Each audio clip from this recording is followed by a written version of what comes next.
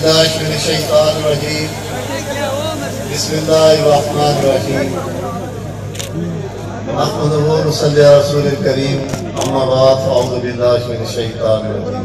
मैं तमाम हाज़रीन मजलिस, स्टेज पर बैठे हुए मुस्लिम लीग नून के तमाम ज़िम्मेदारान और आज इस अफ्तारी के मेज़बान अली बड़ाई साहब, उनकी तमाम फैमिली, तमाम भाई, सबका सलाम भी पेश करता हूँ, शुक्रिया भी अदा करता हूँ। अल्हम्दुलिल्लाह, अल्लाह ताला का शुक्र है, रमजान की रहमतें बरकतें हमें नसीब हुई। किसी मुसलमान के लिए बहुत बड़ी सादत है कि अल्लाह ताला उसकी जिंदगी में उसे रमजान का तोहफा नसीब हो और रमजान की रहमतें बरकतों वाले महीने से, मफरत वाले महीने से वो मुस्तफीद हो जाए और अल्लाह की बारगाही में उसका अमल कबूल हो जाए। मेरे भाइयों, बुजुर्गों, नौजवानों, आप जानते हैं कि पाकिस्तान इस वक्त एक कठिन हालात से गुजर रहा है। एक इंतहाई मुश्किल दौर है। बिलाशुबा के इस वक्त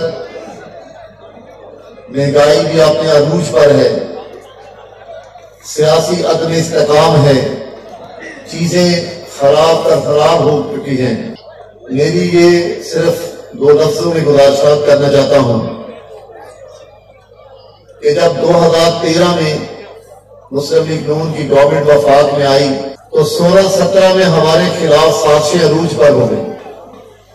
उसके बावजूद मुस्लिम लीग एक ऐसी जमात है जिसने हमेशा इस मुल्क को इकॉनमी के एतबार से, डेवलपमेंट के एतबार से, चाहे वो खारजा पॉलिसी हो या दाखिला हो, हमेशा मुस्लिम लीग ने पाकिस्तान को निखारा।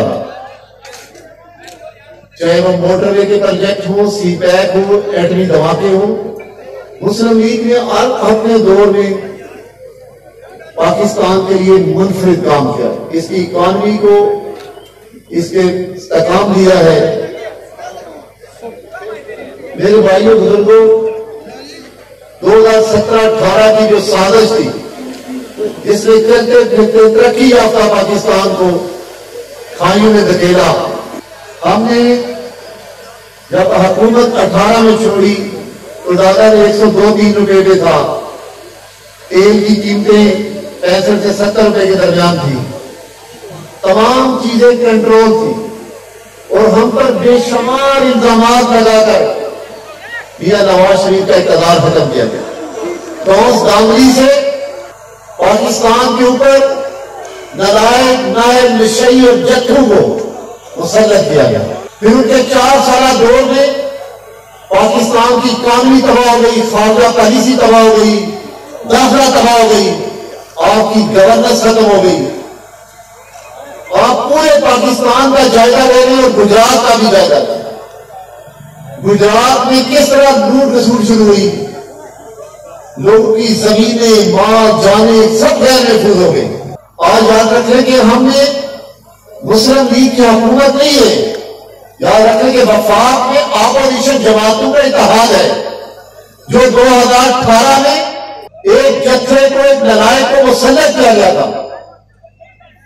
ऑपोजिशन ने सिर्फ उस मुसल्लत शुदा जत्थे से, तो जब उन्होंने देखा कि पाकिस्तान खारजा पॉलिसी की तबाह से, इकॉनमी की तबाह से, दाखिला पॉलिसी की तबाह से तबाही की तरफ जा रहा है, तो तमाम संजीदा लोगों ने सिर्फ मिलकर उस नालायक शख्स को इक़्तिदार से हटाया। पूरी जमातें मिलकर इस वक्त पाकिस्तान के अंदर सियासी इस्तेकाम लाने की कोशिश कर रही है, इसकी इकॉनमी को बेहतर करने की कोशिश कर रही है। उसके बावजूद मुल्क संभला नहीं जा रहा। और आज भी जो लोग 18 में जबरदस्ती जिन्होंने इस नालायक नाहल जत्थे को मुसल्लत किया था, अब भी मैं समझ रहा हूं कि उनकी बाकियात हर जगह मौजूद है और आज भी वो उस नशई को कहीं ना कहीं उसकी सहूलतकारी में किरदार अदा कर रहे हैं। लेकिन मेरा ये यकीन है इंशाअल्लाह इलेक्शन जरूर होंगे अपने वक्त पर और उस वक्त तक तमाम सियासी जमातें मिलकर इकॉनमी को भी बेहतर करेंगी, गवर्नेंस को भी बेहतर करेंगी और तमाम जमातों के लिए इंशाअल्लाह वो सियासी हालात प्लेइंग फील्ड सबके लिए बराबर होगी। तो ये गुजारिश है कि इंशाअल्लाह हम सब ने मिलकर पाकिस्तान को संवारना है। अल्लाह ताला मुझे और आप सबको पाकिस्तान के अपने इलाके की खिदमत करने की तौफीक अता फरमाए।